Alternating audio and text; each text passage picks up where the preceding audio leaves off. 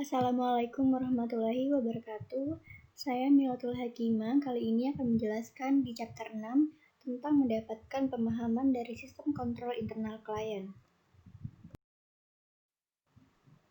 Proses audit dalam fokus bab ini, kita akan membantu dalam memahami sistem pengendalian internal klien yang berkaitan dengan audit atas laporan keuangan.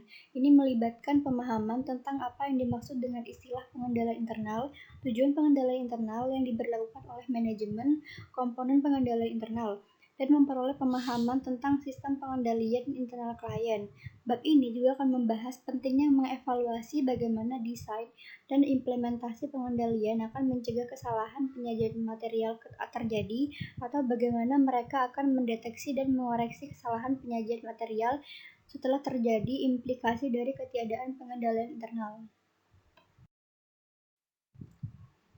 Pengendalian internal ditentukan.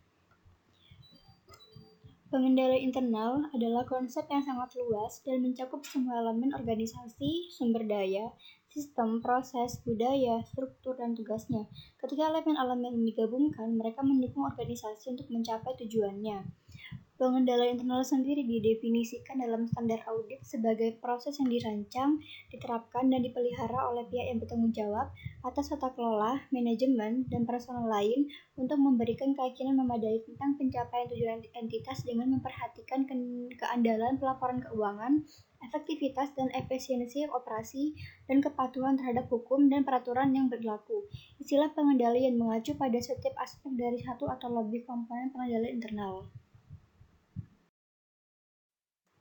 Tujuan pengendalian internal. Ada 7 pengendalian internal yang diterima secara umum yang digunakan untuk menentukan apakah lingkungan pengendalian internal yang berkaitan dengan pencatatan transaksi dan saldo efektif. Pengendalian internal dirancang dan diterapkan untuk memastikan bahwa transaksi adalah nyata, dicatat, dinilai dengan benar, diklasifikasikan, dan diringkas dan diposting secara tepat waktu. Yang pertama, nyata. Ada kontrol untuk memastikan bahwa transaksi fiktif atau duplikat tidak disertakan dalam pembukuan dan catatan organisasi. Yang kedua, tercatat. Ada kontrol yang akan mencegah atau mendeteksi kelalaian transaksi dari pembukuan dan catatan organisasi. Yang ketiga, bernilai. Terdapat kontrol untuk memastikan bahwa jumlah yang benar ditetapkan untuk transaksi. Yang keempat, rahasia. Terdapat pengendalian untuk memastikan bahwa transaksi dibebankan dan dialokasikan ke akun buku besar yang benar. Yang kelima, terdapat kontrol untuk memastikan bahwa transaksi dalam pembukuan dan catatan akan diringkas dan dijumlahkan dengan benar. Yang keenam, diposting. Ada kontrol untuk memastikan bahwa akumulasi total dalam file transaksi ditransfer dengan benar ke buku besar dan buku besar pembantu.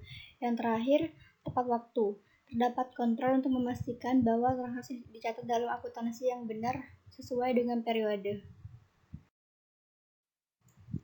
Pengendalian internal betapapun efektifnya hanya dapat memberikan entitas keyakinan memadai dalam mencapai tujuan pelaporan keuangannya. Ada batasan inheren dari pengendalian internal. Yang pertama, kesalahan manusia yang mengakibatkan gangguan dalam pengendalian internal. Yang kedua, pemahaman yang tidak efektif tentang tujuan kolusi pengendalian oleh dua atau lebih. Yang ketiga, individu untuk menghindari pengendalian. Yang keempat, kontrol dalam program perangkat lunak yang diganti atau dinonaktifkan. Dan yang terakhir, keputusan yang dibuat oleh manajemen tentang sifat dan luas pengendalian yang dipilih untuk diterapkan.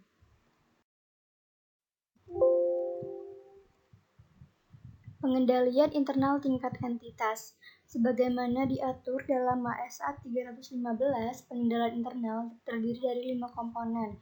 Yang pertama, lingkungan pengendalian. Yang kedua, proses penilaian risiko entitas. Yang ketiga, sistem informasi dan komunikasi. Yang keempat, aktivitas pengendalian. Yang kelima, pemantauan pengendalian. Untuk yang pertama, ada lingkungan pengendalian. Lingkungan pengendalian menentukan nada suatu entitas dan mempengaruhi kesadaran pengendalian dari orang-orangnya. Ini adalah dasar untuk semua komponen pengendalian internal lainnya dan sering dianggap sebagai kombinasi dari budaya, struktur, dan disiplin organisasi. Lingkungan pengendalian juga menetapkan dasar untuk untuk pengendalian internal yang efektif, memberikan disiplin dan struktur, dan mencakup elemen-elemen berikut. Yang pertama, komunikasi dan penegakan integritas dan nilai-nilai etika. Integritas dan nilai-nilai etika merupakan elemen penting dari lingkungan pengendalian yang mempengaruhi desain, administrasi, dan pemantauan proses utama.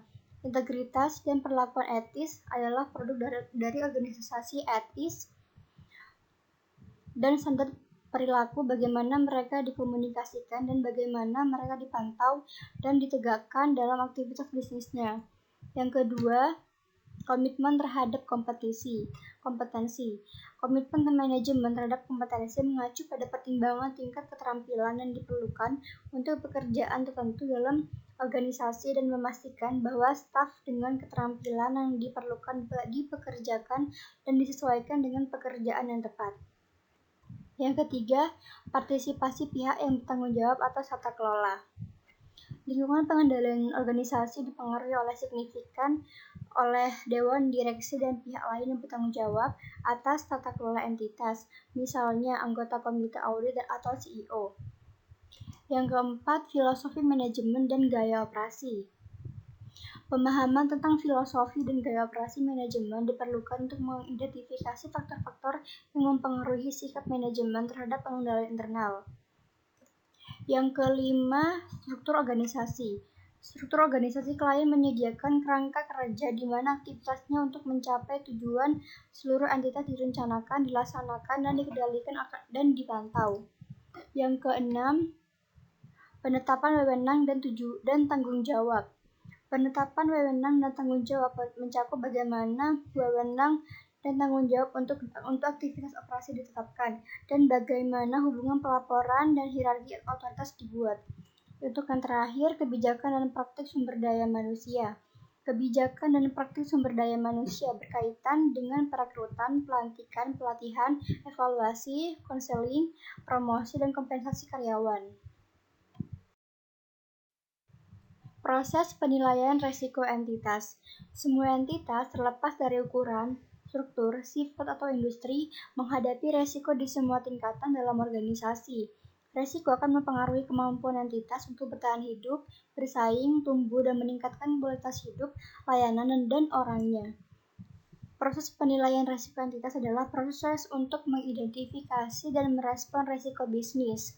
Tujuan dari proses penilaian risiko entitas adalah untuk mengidentifikasi, menganalisis, dan mengelola risiko yang mempengaruhi kemampuannya untuk mencapai efektivitas operasional. Dalam audit, tujuannya untuk menilai gabungan sifat yang permanen, kontrol, dan risiko deteksi untuk mengevaluasi kemungkinan terjadinya salah saji material dalam laporan keuangan. Penilaian risiko entitas untuk tujuan pelaporan keuangan adalah identifikasi, analisis, dan pengelolaan risiko yang relevan dengan penyusunan laporan keuangan yang disajikan secara wajar sesuai dengan kerangka akuntansi, misalnya SAK. Sistem informasi dan komunikasi. Peran sistem informasi adalah untuk menangkap dan menukar informasi yang dibutuhkan untuk melakukan, mengelola, dan mengendalikan operasi suatu entitas. Kualitas informasi dan komunikasi mempengaruhi kemampuan manajemen untuk membuat keputusan yang tepat dalam mengendalikan aktivitas organisasi dan mempersiapkan yang andal laporan keuangan. Informasi dan komunikasi melibatkan penangkapan dan pemberian informasi kepada manajemen dan karyawan sehingga mereka dapat menjalankan tanggung jawabnya, termasuk memberikan pemahaman tentang peran dan tanggung jawab individu yang berkaitan dengan pengendalian internal atas laporan keuangan. Sistem informasi dapat berupa komputerisasi, manual, atau kombinasi keduanya. Sistem informasi relevan dengan tujuan pelaporan keuangan mencakup metode memastikan transaksi dan pengungkapan adalah nyata, dicatat, dinilai, diklasifikasikan, diringkas, dan diposting secara tepat waktu. Komunikasi sendiri adalah proses di mana informasi diberikan kepada mereka yang membutuhkannya secara tepat waktu. Kegiatan pengendalian. Aktivitas pengendalian adalah kebijakan dan prosedur yang membantu memastikan arahan manajemen dilaksanakan.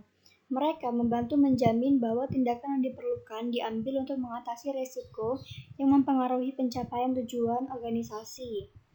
Kegiatan pengendalian, baik otomatis maupun manual, ada bermacam-macam tujuan dan diterapkan di berbagai tingkat organisasi dan fungsional. Secara umum, aktivitas pengendalian yang mungkin relevan dengan audit dapat dikategorikan sebagai kebijakan dan prosedur yang berkaitan dengan berikut ini. Yang pertama, tinjauan kinerja.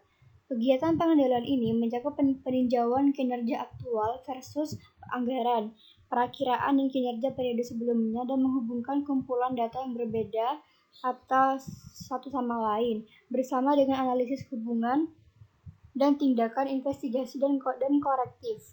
Yang kedua, memproses informasi. Berbagai kontrol dilakukan untuk memeriksa keakuratan, kelengkapan, dan otorisasi transaksi dalam lingkungan pemrosesan informasi. Yang ketiga, kontrol fisik. Aktivitas ini mencakup keamanan fisik aset, termasuk perlindungan yang memadai atas akses ke aset dan catatan, serta penghitungan dan perbandingan berkala dengan jumlah yang ditampilkan pada catatan kontrol. Yang keempat, pemisahan tugas yang tidak sesuai. Konsep bahwa tidak ada satu karyawan atau kelompok karyawan yang berada dalam posisi untuk melakukan dan menyembunyikan kesalahan atau penipuan dalam menjalankan tugasnya secara normal. Secara umum, tugas pokok yang tidak sesuai atau diharuskan dipisah adalah yang pertama, otorisasi atau persetujuan transaksi yang mempengaruhi aset, yang kedua, penahanan aset, yang ketiga, pencatatan atau pelaporan transaksi.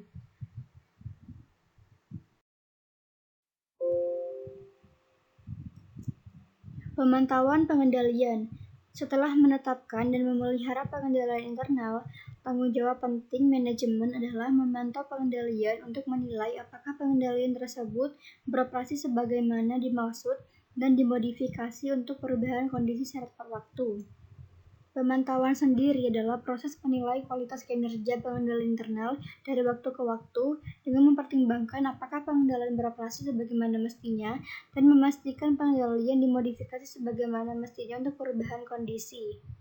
Prosedur pemantauan berkelanjutan dibangun dalam aktivitas berulang normal entitas dan mencakup aktivitas manajemen dan pengawasan reguler. Misalnya, manajer penjualan, pembelian, dan produksi di tingkat divisi dan perusahaan harus memahami operasi entitas dan mempertanyakan keakuratan laporan yang berbeda secara signifikan dari pengetahuan operasi mereka. Sebagian besar informasi yang digunakan dalam pemantauan dihasilkan oleh sistem informasi entitas. Salah satu aktivitas pemantauan yang paling umum adalah fungsi audit internal mereka secara teratur, memberikan informasi tentang berfungsinya pengendalian internal, dengan memusatkan perhatian yang cukup besar pada evaluasi desain dan implementasi pengendalian. Pengendalian internal dalam entitas kecil. Dalam entitas yang lebih kecil, seringkali terdapat batasan seputar kemampuan entitas untuk menerapkan pengendalian internal yang efektif. Hal ini dikarenakan jumlah karyawan yang sedikit, yang pada akhirnya berdampak pada kemampuan organisasi untuk memisahkan tugas. Selain itu, seringkali tidak praktis bagi organisasi yang lebih kecil untuk membuat jejak kertas dokumentasi sesuai dengan memungkinkan dilakukannya penilaian terhadap pengendalian internal. Namun, terlepas dari batasan ukuran entitas ini, pengendalian internal tetap ada. Biasanya, dalam bisnis yang lebih kecil, ada seorang manajer pemilik yang sangat terlibat dalam menjalankan bisnis sehari-hari. Ini bisa dilihat sebagai kekuatan dan kelemahan.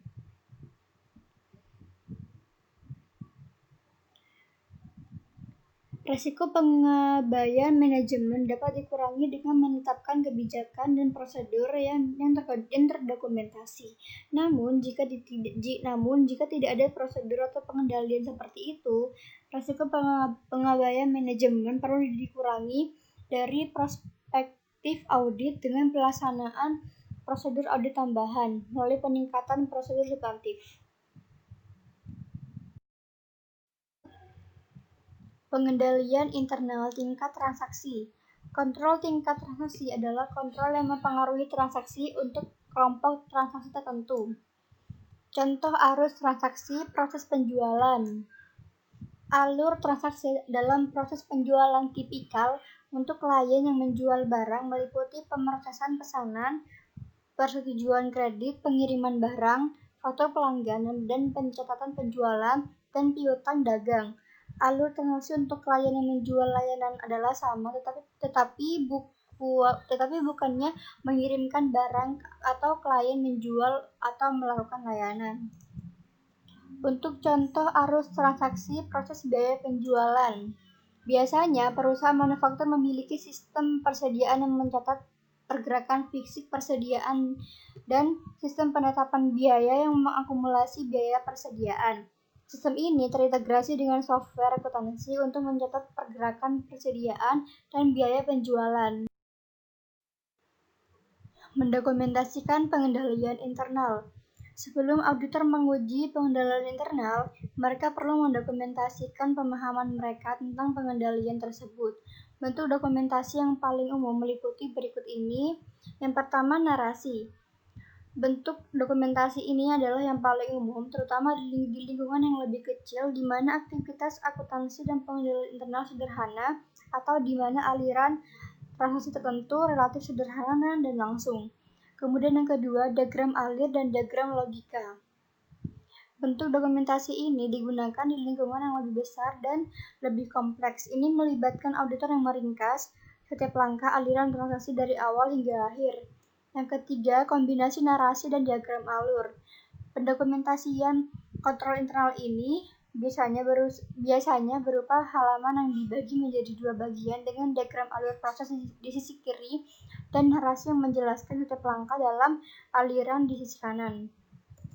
Kemudian keempat, daftar periksa dan kuesioner yang telah diformat sebelumnya. Daftar periksa atau kuesioner pengendalian internal adalah teknik lain yang digunakan untuk secara sistematis mengidentifikasi jenis prosedur pengendalian internal yang paling umum yang harus ada.